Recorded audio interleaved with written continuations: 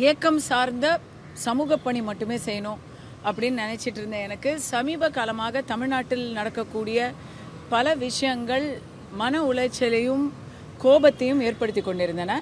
So இன்னைக்கு சுதந்திர தின விழாவுக்கு கமலாலயத்துக்கு சென்று அப்படியே பாஜகவில் நயினார் நாகேந்திரன் அவர்களுடைய கையால் இணைந்து விட்டேன்.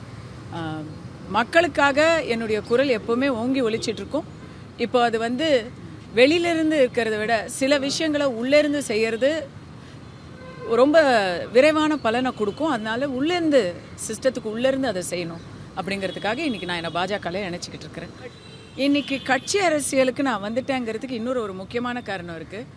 எங்கே போனாலும் நாம் நியாயமான ஒரு கேள்வியை தமிழக அரசை பார்த்து கேட்டால் உடனே திமுக ஈகோ சிஸ்டமில் என்ன சங்கி, பாஜக, அண்ணாமலை அமிச்சாரா, இப்படி பல கொச்சையான சொற்களை சொல்லி திட்டுறது சங்கிங்கிறது கொச்சையான சொல் கிடையாது.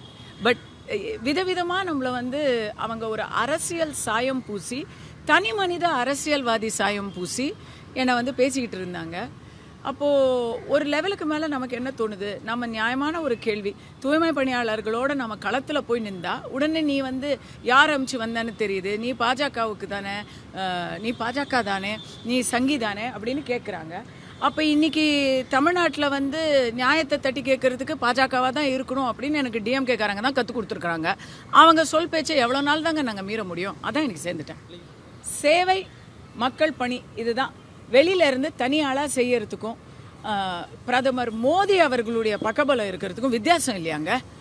ஆப்ரேஷன் சிந்தூர் நடந்தப்போ நான் மோடியோட பக்தைன்னு பப்ளிக்காக நான் ஸ்டேட்மெண்ட் கொடுத்துருக்கேன்.